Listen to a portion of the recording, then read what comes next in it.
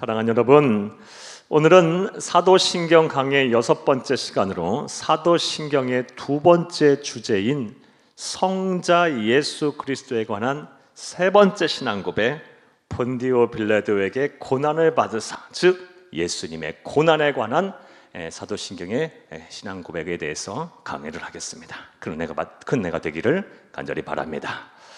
사랑하는 여러분, 그런데 예수님에 대해 전생애를 우리가 생각을 해보면 예수님의 전생애는 한마디로 이 고난이다라고 이야기를 할 수가 있을 것 같습니다. 예수님은 탄생하는 그 순간부터 시작해서 십자가에 죽으시기까지 말할 수가 없는 그런 고난을 당하셨습니다. 예수님의 전생애는 고난 그 자체였습니다. 자, 그런데 오늘 사도신경을 우리가 보게 되면 이렇게 예수님의 전생애가 고난이고 예수님은 수많은 사람들에게 고난을 당했음에도 불구하고 사도신경 가운데는 예수님의 고난과 관련해서는 본디오 빌라도에게 고난을 받으셨다라는 본디오 빌라도에게 고난받으신 내용만을 사도신경의 신앙 고백으로 삼고 있어요. 사랑하는 여러분, 그렇다면 그 이유가 뭘까요? 답부터 여러분에게 말씀을 드리면 다음과 같습니다. 바로 예수님이 받으신 고난, 예수님의 고난이 역사적인 사실, 역사적인 사건임을 온 세상 만민들에게 알게 하기 위함입니다. 할렐루야! 이걸 좀 더 구체적으로 여러분에게 말씀드리면 다음과 같습니다. 사도신경의 원형이 만들어지고 활발하게 전승될 초대교회 당시, 초대교회는 영지주의라는 그노시즘이라는 이 이단들로 인해서 큰 어려움을 당했어요. 이 영지주의자들로 인해서 많은 성도들이 미혹을 당하고 믿음을 잃어버리고 많은 교회들이 무너졌어요.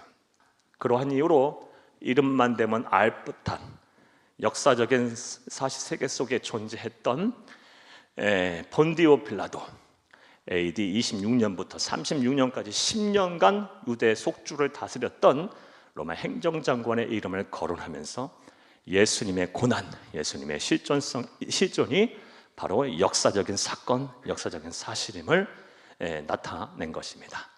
따라서 저와 여러분 또한 예수님은 이 세상에 분명히 실존했던 분이시고 그가 행했던 모든 기적과 그가 받으신 모든 고난 또한 역사적인 사건임을, 역사적인 사실임을 한치도 의심 없이 믿어야 할 것입니다. 할렐루야!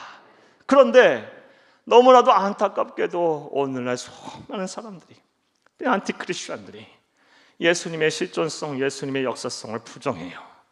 예수님은 처음 신화 속에 존재하는 인물로 치부하고 또 예수님이 이 세상에 온 인간이라 할지라도 그가 행했던 기적들, 그가 받은 고난, 죽음은, 부활, 모든 사건들은 다 이 후세에 사람들이 그를 신격화하기 위해서 만들어낸 허구다, 이야기다라고 하면서 예수님을 신이 아닌 한 본받고 따라야 될 성인쯤으로 이렇게 위치시키는 것을 보게 돼요. 사랑하는 여러분, 이러한 사람들의 이야기를 듣고 여러분의 믿음이 흔들리지 않기를 바랍니다. 예수님은 분명하게 이 세상에 오셨습니다. 그리고 우리와 참 하나님이신 분이 참 인간으로 사시면서 그는 하나님으로서 수많은 기적을 행하셨고 구원자로서의 완벽한 삶을 사셨으며 그는 또 우리를 구원하기 위해서 고난을 받으셨습니다. 이 모든 것이 역사적인 사건이고 사실입니다. 한치도 의심 없이 믿는 여러분 되기를 간절히 주의 이름으로 축복합니다. 자, 이제 이러한 내용을 바탕으로 예수님이 우리를 위해 받으신 그 고난에 대해서 좀 더 구체적으로 이제 생각을 해보겠습니다. 사랑하는 여러분, 예수님께서 이 세상에 오셔서 받은 고난의 특징은 무엇일까요? 예수님이 받으신 이 고난의 특징은 무엇일까요? 자, 이제부터 따라 하시겠습니다. 첫째로, 하나님의 뜻을 이루기 위한 자발적인 고난이었습니다. 예수님이 이 세상에 오셔서 받은 고난의 특징, 바로 하나님의 뜻을 이루기 위한 자발적인 고난이었다라는 것입니다. 사랑하는 여러분, 앞서 말씀드린 대로 예수님의 전생애를 한마디로 표현을 하면 고난이다라고 이야기할 수가 있습니다. 그리고 그는 본디오 빌라도에게 고난을 받으셨습니다. 예수님이 고난 받으신 것은 다 역사적인 분명한 사실이고 사건입니다. 자, 그런데 이러한 예수님의 고난과 관련해서 우리가 놓쳐서는 안 되는 아주 중요한 사실이 있습니다. 그 사실이 무엇이냐? 예수님이 힘이 없어서, 무기력해서, 무능력해서 고난을 받으신 것이 아니라 예수님이 자발적으로 고난 받으시기를 선택하시고 고난을 받으셨다라는 것입니다. 사랑하는 여러분, 이것은 우리 예수님의 말씀을 통해서 알 수가 있습니다. 자, 마태복음 26장 53절에서 54절을 함께 읽겠습니다. 너는 내가 내 아버지께 구하여 지금 12군단 더 되는 천사를 보내시게 할 수 없는 줄로 아느냐? 내가 만일 그렇게 하면 이런 일이 있으리라 한 성경이 어떻게 이루어지겠느냐 하시더라. 아멘. 사랑하는 여러분, 이 말씀은 예수님께서 십자가에 매달려 죽으시기 바로 전날 밤 겟세마네 동산에서 기도하신 후에 하신 말씀입니다. 내용인즉슨 예수님께서 겟세마네 동산에서 기도하고 내려오시자 예수님을 잡아 죽이기 위해서 배신자 가룟 유다의 인도함을 따라 대제사장들과 그리고 이 바리새인들의 종들과 군인들이 예수님을 붙잡으러 왔습니다. 자, 이렇게 예수님을 붙잡으러 오자 예수님과 함께 있던 예수님의 제자인 사도 베드로가 칼을 꺼내서 이 대제사장의 종인 중에 한 사람이었던 말고라는 사람의 귀를 내리쳤어요. 자, 그때 예수님께서 무슨 말씀을 하셨고 어떻게 행동하셨습니까? 사랑하는 여러분, 이 떨어진 말고의 귀를 붙여주시면서 베드로를 책망하셨어요. 베드로야, 네가 든 칼을 다시 칼집에 집어넣어라. 칼로 이기려고 하는 자는 칼로 망할 것이다. 지금 내가 하늘의 12군단이나 되는 천군 천사를 동원하지 못할 줄 아느냐? 내가 능력이 없어서 고난받는 줄 아느냐? 내가 지금 고난을 받으시는 이유는 하나님의 뜻을 이 땅에 이루기 위함이다. 이렇게 말씀하셨어요. 이러한 예수님의 말씀을 통해서 볼 때 예수님이 이 세상에 오셔서 고난받으신 것은 무기력해서 무능력해서 나약해서 받으신 것이 아니고 하나님의 뜻을 이루기 위해서 그가 자발적으로 고난을 받으신 것임을 믿으시기를 간절히 주의 이름으로 축복합니다. 사랑하는 여러분, 따라서 예수님처럼 살기로 작정한 우리, 예수님에게 귀한 생명을 빚진 우리 또한 예수님처럼 하나님의 뜻을 이루기 위해서 우리 또한 자발적으로 고난을 받아야 합니다. 자, 그런데 우리가 예수님처럼 고난을 함께 받아야 하는 이것은 우리가 해도 되고 안 해도 되고의 문제가 아닙니다.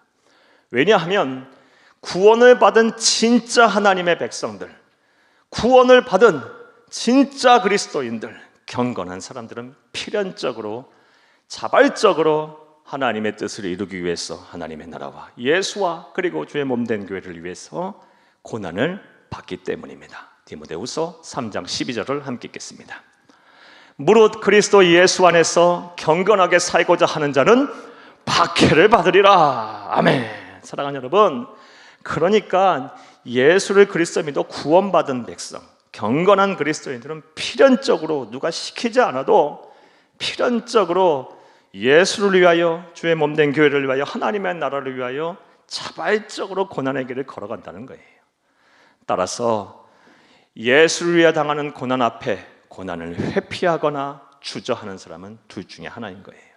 첫 번째는 구원을 받지 못했음에도 구원을 받았다고 착각하든지 착각한 사람이든지 아니면 타락한 사람이에요. 사랑하는 여러분, 여러분에게 한번 여쭤보겠어요. 오늘 말씀을 들으면서 지금 여러분의 믿음을 한번 점검해 보세요. 여러분의 구원을 한번 점검해 보세요. 여러분은 예수를 위하여 또 주의 몸된 교회를 위하여 하나님의 나라를 위하여 자발적으로 고난을 당하고 계십니까? 고난의 길을 가고 계십니까? 주저하거나 회피하고 계시지는 않습니까? 사랑하는 여러분, 만약 주저하고 회피한다면 여러분 심각하게 좀 생각을 해봐야 돼요. 그리고 또 아무 문제가 없다고 생각한다면 지금 심각하게 여러분 생각을 해야 돼요.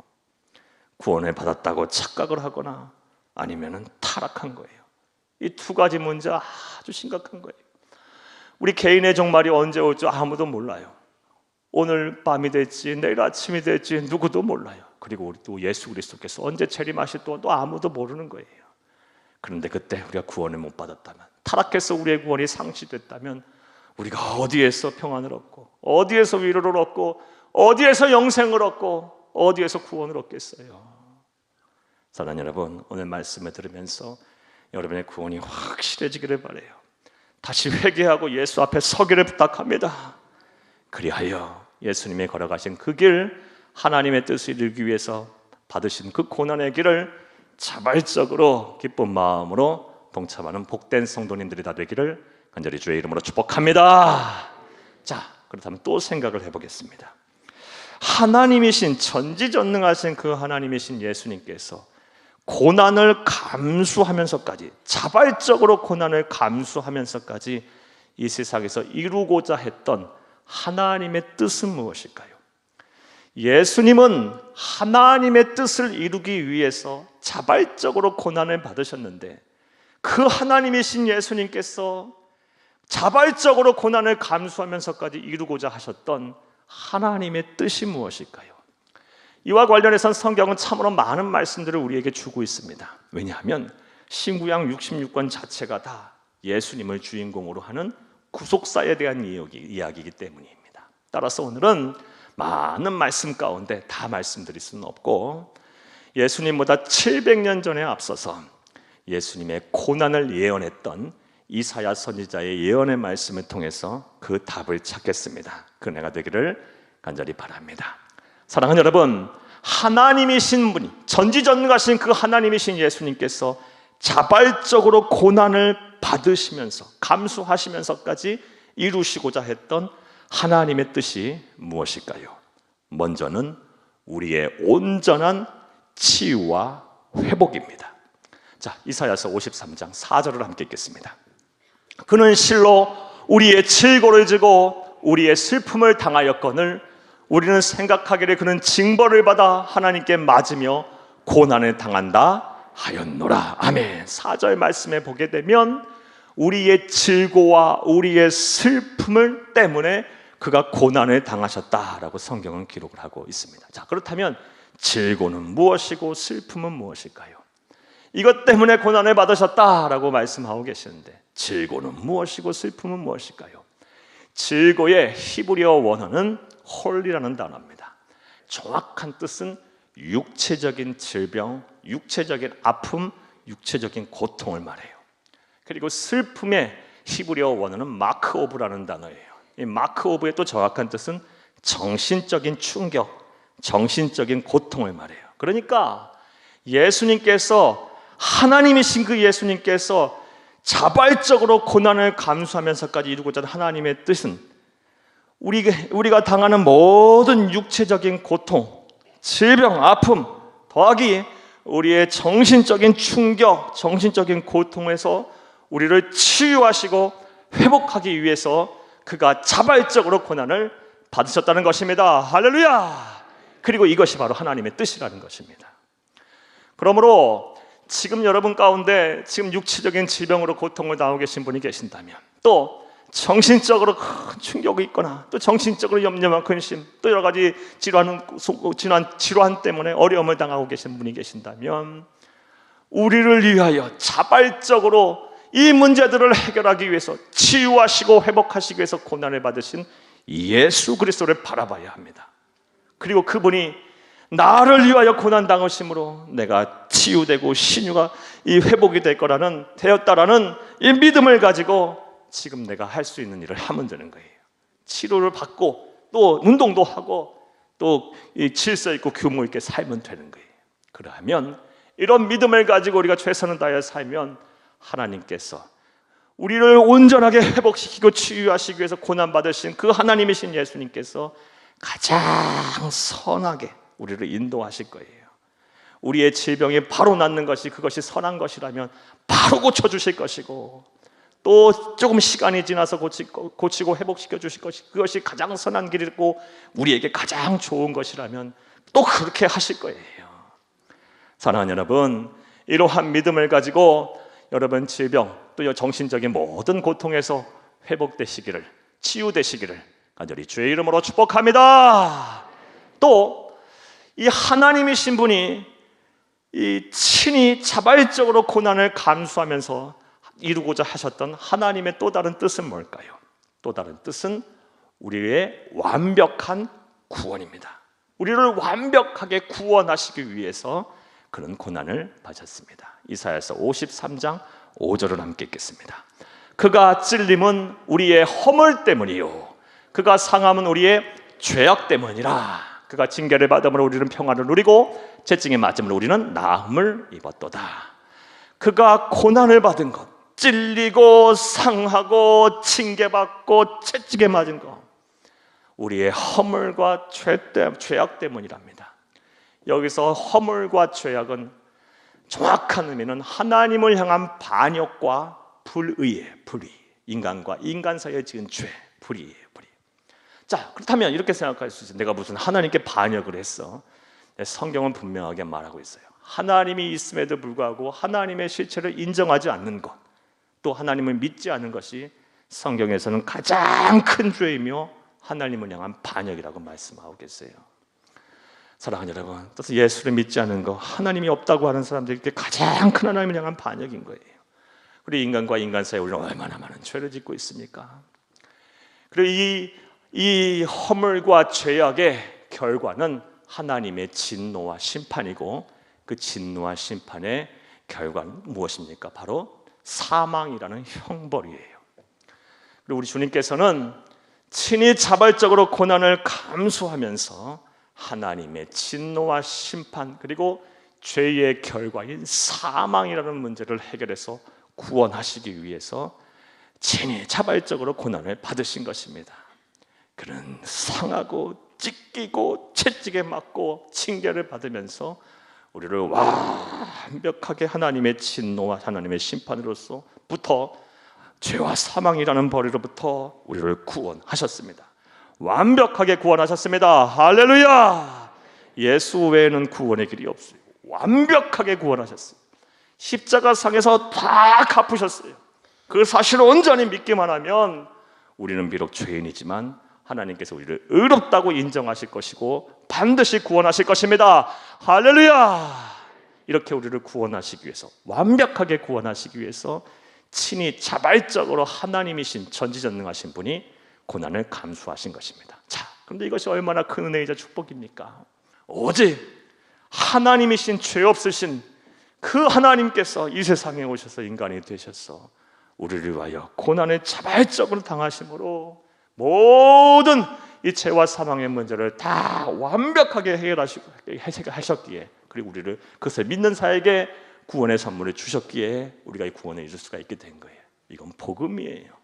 놀라운 은혜와 은총이에요. 따라서 우리 예수님의 고난을 생각하면서는 우리는 늘 하나님의 은혜에 감사해야 돼요. 날마다 하나님의 은혜에 감사해야 돼요. 여러분, 예수님의 고난은 하나님의 은혜예요. 얼마나 감사한지.